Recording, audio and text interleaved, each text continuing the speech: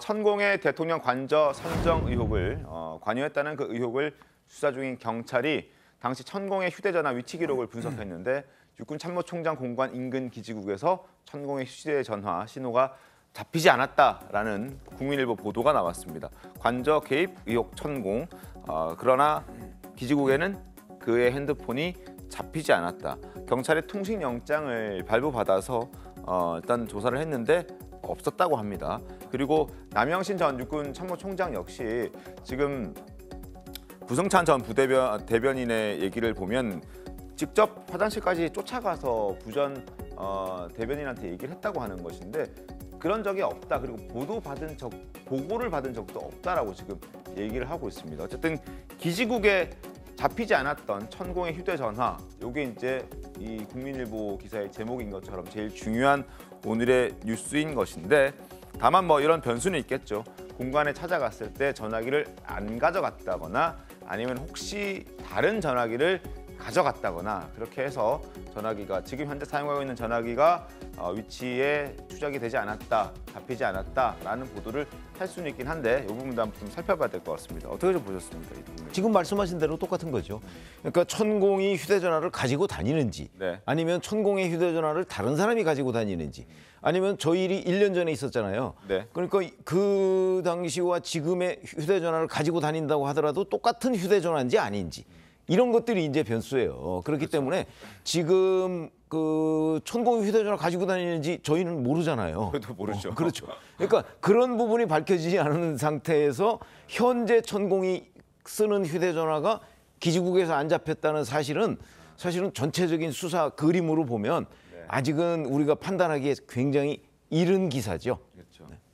그래서 이제 뭐 변수가 많고 경찰도 모든 가능성을 열어놓고 수사를 하겠다 이렇게 얘기를 하고 있습니다. 뭐 앞으로 어떤 의혹들이 어떻게 전개될지 좀 지켜봐야겠습니다만 적어도 보도 이전까지 지난 17일 전까지만 하더라도 많은 사람들이 이 부분에 대해서 지적을 했고 특히 야당에서는 뭐 목격했다는 사람도 뭐 그런 얘기를 들었다는 얘기도 주장도 꽤나 있었습니다. 자, 17일 국회 국방위 모습 잠깐 보겠습니다.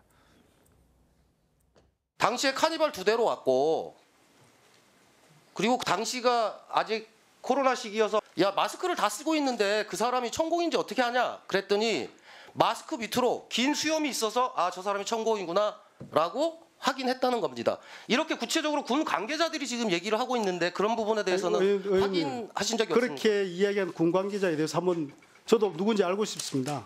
전혀 제가 확인한 바는 전혀 아닙니다. 자, 그렇다 보니까 CCTV를 확보하는 게 굉장히 중요해졌습니다. 물론 가장 확실한 증거일 수도 있어서 경찰도 CCTV 영상 확보에 수사력을 모으고 있는데 그런데 민주당에서는 경찰이 CCTV를 확보할 의지가 없다 이런 식으로 비판하기도 했습니다. 목소리 들어보겠습니다. CCTV 부분도 정확하진 않지만 30일 정도 기준으로 해서 덮어쓰기를 하도록 되어 있기 때문에 그것이 복구가 가능한지 하지 않은지도 저희는 모릅니다.